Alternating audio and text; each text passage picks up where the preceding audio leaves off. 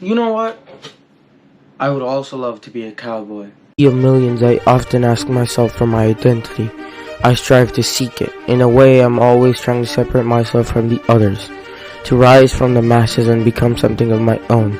So join me on my journey as I intend to reach across the stars and to find myself, to go through pages and pages of other people's journeys, to find my passions and to find myself. But who am I, you may ask? I am the Wordman. So hey guys, welcome to my first review. Hey guys, welcome to my first review. This is really I was just reading this while I was setting up this channel, and I just finished it. Like, I had spring break, and in 5 days I just finished it, and oh god, I love it. Like, you know when you know you're gonna love something, and then you read it, or like you watch it, or you just know you're gonna love it, and then you just do it, and it's even better than you thought. And that's basically what Preacher is. So, Preacher, if you don't know what it's about, if you don't know anything about comic books, sorry, but like, this is considered one of the greatest comics, and it's not wrong. It is one of the greatest comics, and I think one of the best stories ever written. So it's about this dude named Jesse Custer, and this entity from heaven enters his head. So this entity is called Genesis, and using Genesis, if he says something using Genesis, then people will have to obey him. So if he says, punch that dude, so that other dude has to punch him, or like, shit in your pants, that dude will have to, like, do that. But, so he learns that the second that Genesis was created, God left heaven and he's on earth. He doesn't know where he is. He doesn't know exactly the whole exact reason why he left, but he just learns that.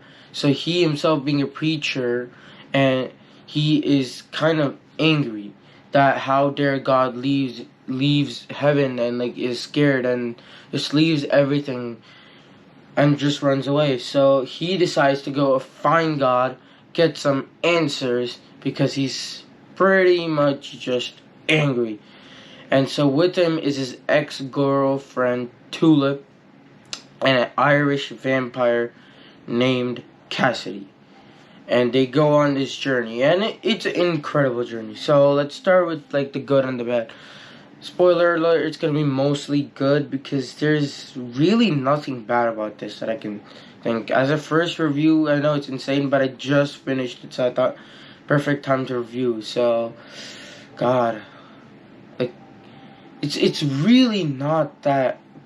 There's nothing bad at the most. But let's start with the good. The characters. Like, I'm mostly a character guy. You'll see that in more reviews as I do, but I'm really into, like, plot is important to me. Like, plot has to be good, obviously, but characters, like, give me great characters so I care about them, so then I care what's going on.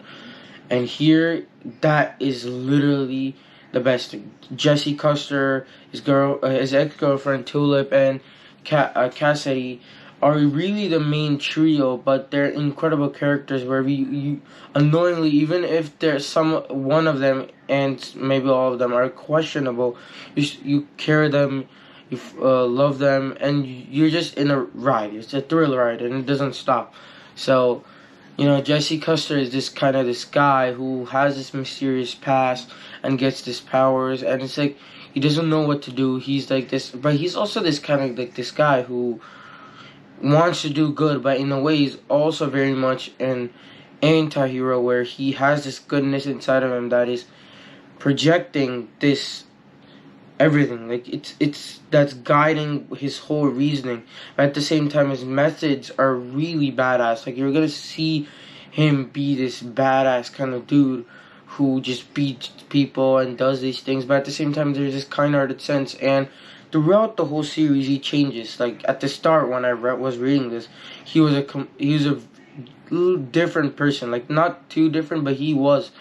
And by the end he was a better person. So it's like, over the issues, it's incredible how Jesse Custer as a character completely changes. Like, He literally just becomes this hero that you fall in love with from the start, and you understand him more, and he changes. Like, the journey essentially changes him. It gives him a lot. He loses a lot, and everything that is happening in the series really affects him, and it takes you down a lot of twists and turns. But at the end, you realize that this is really just one of the greatest things of all time. It's Tulip. Now, Tulip is pretty much his ex-girlfriend, and he left her, like, and it's been 5 years, and now he's come back. So at the start of the series, this is really just that she's very angry, but as we go on through the series, we learn more about her life, her thinking, and she becomes essentially this character that is really the driving force of Jesse. Because in truth, even though this is a story with a lot of violence and a lot of blasphemous stuff against God and all that, it is really and essentially a love story. And you'll see that this is really a love story about Jesse and Tulip. And it's incredibly well done, where Tulip becomes this character that isn't just like the heroine. She becomes one of these characters that you care for, and she becomes one of these strong, great characters that you're like, I like her. She's like this, and it just becomes an incredible thing. And now let's go on to my favorite character. I know many people might not think of him as a character, but he's my favorite character, and that's Cassidy.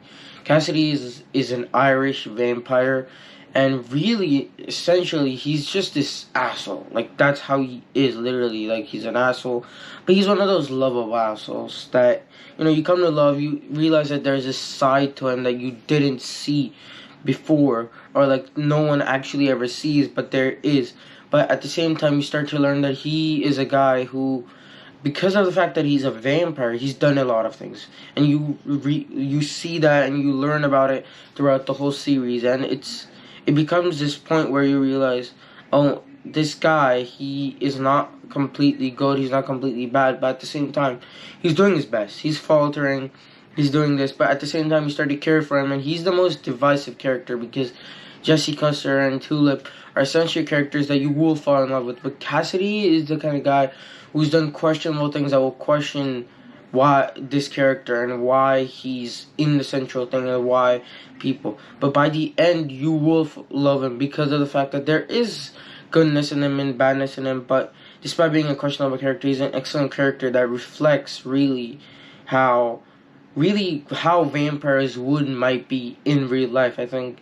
And it gives you a real thinking that if vampires were real, they would literally be like this. Like, they would be like this kind of guy who is just who has so much time in the world that he essentially just fucks up. He essentially just doesn't know what to do, and he just messes up, and that really shows like the importance of being human. And by the end, you realize that there is goodness in him, and you'll see if you read it, and if you have read it, you know probably what I'm probably talking about by the end and everything. So, and then comes the plot. The plot is incredible, and the reason why it's incredible is that it never feels forced, and it twists on you that it's about God and everything, but essentially it's about these characters going on this journey where they find new challenges and they overcome them, and they learn something more about themselves, and they change into better people. That is what this series is about, and that's what makes it incredible, where it's about God, finding God, but at the same time it's really just about them. And there's incredible villains, there's incredible characters, yeah, and there's a lot of hints and a lot of things about these characters' motivations and about what is happening in their lives. Like, and you realize that slowly through the metaphor of a comic book, you realize what their inner goals are filled with and how they accomplish it. And essentially it just becomes an incredible story with incredible villains. Now, I won't reveal any other villains because they're incredible, but at the many times, one of the great things that it does is that despite being a vampire or like a guy with powers or just a normal person, badass person, every character is centered and is facing consequences for their actions. And you see how they change and how they react to each problems, and you'll see that this makes it more humane, and it connects the story where it becomes an essential story that you learn a lot from, and it becomes incredible. So yeah, like I know I'm saying a lot of vague stuff and I'm saying incredible, but it's amazing. Like it's speechless. By the time I ended it, I fell in love, and I was nearly crying because of the fact that what an incredible story it was and an incredible ending that it has. That, trust me, you are gonna love that incredible ending. Like it's pretty awesome. So, what's bad? Now, what's bad in a way is something that doesn't bother me, and it honestly doesn't, but it could bother new readers because one thing is the violence. There is a lot of violence. There's a lot of grotesque violence that you may not be approved of, and you may not like to see it. So because of the fact that you don't like to see it, there is a lot of violence. So if you don't like that, then it's fine. Me, I was fine with it, and it was incredible. But there is a lot of messed up stuff in here that you will maybe be disgusted and everything. And just warning. Another thing, there's a lot of cursing. I know, many people watch stuff with curse, but still, there are some people probably out there who don't like stuff that people curse and all this like stuff. But yeah, there's a lot of cursing, and the thing is that I think this is not like for old readers or like me because I know this stuff, but there is a little bit of stuff that you might not know. Like, for example, John Wayne. Like, I'm not going to go in deep with it, but if you don't know who John Wayne is, it's probably a good idea to just look him up because that's the only thing. But there's, like, some moments where you'll be like, I don't know this pop culture thing at the time, and that's not necessarily a bad thing, but it's like some people might be confused as to what this is, so it's better off to know a little bit about, like, John Wayne. I think, like, just search him up, know who he was, like, he was an actor, and he did a lot of westerns, and he was, like, a famous actor and everything, but still, like, search it up, and don't, like, go full knowledge research, but just, like, know a little bit, like just search it up, read like the summary that's like there on Google, and yeah, that's just about it. Because there are moments like that where you might go, "Do I know that?" And really, it's very blasphemous. It goes against God. It doesn't matter if you're in like. I think because I am not in the same, I'm not in the same religion, but still it could bother you. Like at moments it does things about God. It twists the idea of God, and I personally love that because as a story I think that's incredible how Preacher manages to twist it in a way you would never imagine it. At least I never imagined it, but still it was incredible for me, but I never took it like that because even though I believe in God, I said as a story I thought it was incredible, and what it did was amazing. So if you are like very religious but you don't like anything that's very blasphemous, then this is really not for you because this goes against every fiber and everything that is the knowledge of like the religion, and everything goes against that.